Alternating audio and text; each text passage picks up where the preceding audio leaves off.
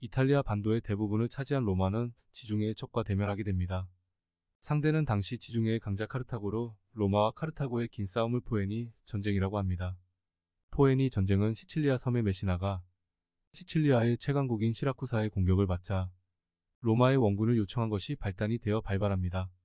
메시나를 가기 위해서는 바다를 건너야 했고 메시나는 로마의 동맹국이 아니었기 때문에 로마인들은 메시나를 지원하는 것에 대해 주저하게 됩니다.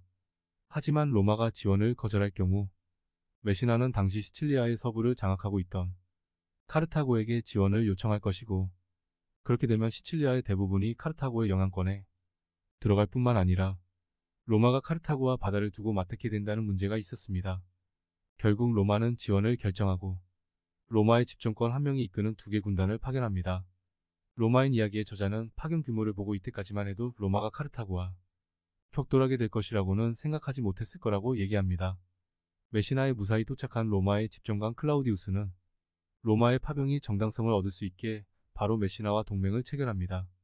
그런데 메시나가 로마와 동맹을 체결했다는 소식이 알려지자 오랜 적대관계였던 시라쿠사와 카르타고가 로마에 대항하기 위해 동맹을 맺고 메시나를 공격하기 시작합니다. 집정관 클라우디우스는 바로 시라쿠사의 공격을 격퇴하고 카르타고의 본대가 아니라 시칠리아의 수비군이었던 카르타고 군도 이깁니다. 그는 기세를 몰아 바로 시라쿠사의 수도로 쳐들어가나 겨울이 되어 강제 휴전기에 접어들고 임기 1년인 집정관의 임기도 끝나게 됩니다. 다음에 새로 집정관을 선출한 로마는 시칠리아 전선에 집정관 둘을 모두 파견하기로 정합니다. 그런데 흥미로운 사실은 이에 집정관으로 선출된 오타틸리우스 크라수스는 삼리움족 출신의 평민이었다는 것입니다. 삼리움족은 로마가 40년 동안 사투를 벌인 상대인데 로마는 삼리움족이 로마 연합의 일원이 된 지 불과 20년 만에 삼리움족 출신을 지도자로 뽑은 것입니다. 이러한 로마의 개방성과 포용성은 포에니 전쟁에 큰 기여를 하게 됩니다. 시라쿠사가 로마와 싸우는 동안 카르타고가 어부지리를 얻게 될 것이 걱정된 시라쿠사의 참주 히에로는 로마에 강화사절을 보냅니다. 로마는 항복한 상대에게 제시했다고는 생각할 수 없는 관대한 조건을 제시했고 시라쿠사는 완전한 자치권과 독립을 유지한 채 병력을 제공할 의무도 부과되지 않고 약간의 배상금을 지불하는 것으로 전쟁을 끝내게 됩니다. 이후 시라쿠사는 참주 히에론이 살아있는 동안 평화와 번영을 누리게 됩니다. 히에론이 죽고 시라쿠사는 로마와 싸우게 되는데 이때 아르키메데스가 만든 병기의 활약으로 인해 로마는 고전합니다. 아르키메데스는 그를 알아보지 못한 로마군 병사에 의해 죽임을 당합니다. 이탈리아 남부의 방어를 견고히 한다는 목적을 달성한 로마는 시칠리아에 있는 로마군을 감축하지만 시라쿠사가 로마 편에 붙자 오히려 위기감을 느낀 카르타고가 본격적인 전쟁을 위해 4만 명의 병력을 시칠리아 남부의 도시 아그리젠토에 파견합니다. 당시 로마와 카르타고의 관계는 로마가 카르타고와 맺은 협약을 통해 알 수 있는데 로마의 선박의 기항에 많은 제약을 주는 등 카르타고 쪽이 더 유리하게 맺어진 불평등 조약이었습니다. 조약 체결 당시 로마는 공화정으로 이행된 지 얼마 안 된 혼란스러운 시기였고 해상에 관심이 없었기 때문에 이러한 조약을 맺은 것이었겠지만 사람들은 카르타고의 허락이 없으면 로마인은 바다에서 손도 씻지 못한다고 하였습니다.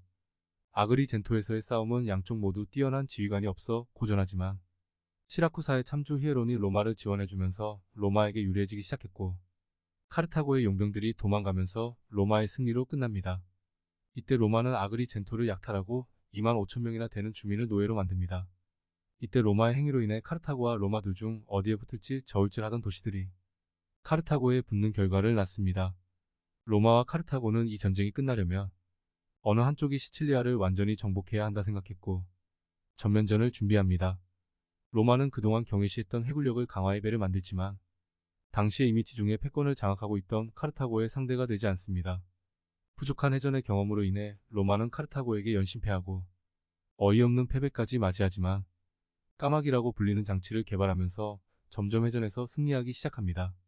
까마귀는 항해 중에는 뱃머리와 가장 가까운 돛대에 로프로 고정되어 있는 일종의 장교로 전투 시 까마귀 끝에 붙여놓은 날카로운 철제 갈고리가 낙하할 때의 힘으로 갑판에 꽂혀 고정되고 까마귀를 타고 적의 배에 오른 로마인들은 백병전으로 승부를 보았습니다. 까마귀는 훌륭하게 해전을 육전으로 바꾸어 주었고 로마는 이후 카르타고를 상대로 해전에서 이기게 됩니다. 로마인들은 지중해에서의 승전으로 아프리카 본토에 전진기지를 설치하는 데 성공합니다.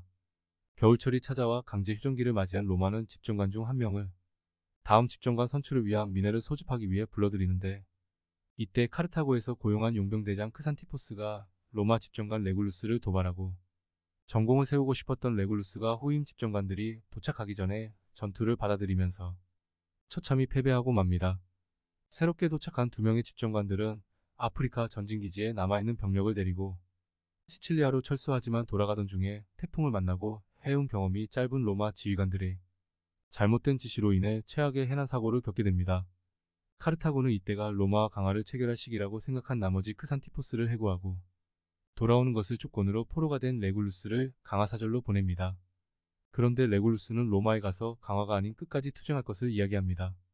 명예를 중시하는 로마인인 레굴루스는 카르타고로 돌아가고 카르타고인들은 레굴루스를 동그란 바구니에 가두고 코끼리들이 축구공처럼 발로 차게 해 레굴루스를 처형합니다. 다음의 집정관으로는 로마가 해군을 가진 첫해 패배했던 스키피오 가 임명되고 로마는 2명의 집정관과 2명의 전직 집정관으로 병력을 둘로 나누어 육로와 해로에 파견합니다. 집정관 스키피오는 패배한 장수이고 전직 집정관 2명은 이전에 일어난 해난사고의 책임자였지만 로마는 명예를 회복할 기회를 주는 온정에서가 아니라 한 번 실수를 저지를 사람은 그 실수에서 틀림없이 교훈을 얻었으리라고 생각하여 다시 지휘를 맡기곤 했다고 합니다. 스키피오는 시칠리아 동쪽에 있던 도시 팔레르모를 어렵사리 항복시킵니다. 겨울철 자연휴전기가 찾아오고 시민병이었던 로마군의 병력 교체를 위해 귀환하던 로마군이 폭풍우를 만나 다시금 해난사고를 당하게 됩니다. 이 소식을 들은 카르타고는 팔레르모를 되찾기 위해 공격을 가하고 당시 로마 집정관 메텔루스의 활약으로 카르타고는 2만 명이 넘는 전사자를 내고 패하게 됩니다. 다음에 집정관에 선출된 풀케르는 로마가 접근전에는 강하지만 해운 기술이 약하다는 것을 파악한 카르타고 군의 지휘관의 거리를 유지한 채 싸우는 작전에 의해 대패를 하게 됩니다. 전쟁은 이렇게 어느 한쪽이 승리를 거두면 다른 쪽도 승리를 거두면서 치열하게 전개됩니다. 시민군을 편성해 전쟁을 하는 로마는 점차 인구가 줄고 있었던 반면 용병들로 전쟁을 하는 카르타고는 인구가 유지되고 있었기 때문에 로마의 국력은 점차 약해지고 있었습니다. 이때 카르타고는 하밀카르 바르카라는 천재 장수를 시칠리아로 파견합니다. 카르타고 내부의 파벌 싸움으로 충분한 병력을 받지 못한 하밀카르는 시칠리아에서 게릴라전을 감행하였고 이로 인해 로마는 시칠리아의 완전한 함락이 늦어지게 됩니다. 그리고 카르타고 내부의 파벌 싸움이 진정되고 하밀카르를 지원하기 위한 부대가 파견됩니다. 그런데 카르타고는 원래 지중해 해상의 패권자였다는 자신감과 로마가 얼마 전 해전에서 패했다는 사실 때문에 수송선단에 가까운 부대를 파견하였고 로마는 카르타고의 선박들과의 전투에서 대승을 거두게 됩니다. 이후 카르타고는 하밀카르로 하여금 로마와 강화를 맺도록 하고 로마는 카르타고가 시칠리아의 영유권을 포기하는 것을 조건으로 강화를 체결합니다. 그렇게 1차 포에니 전쟁은 끝나게 됩니다.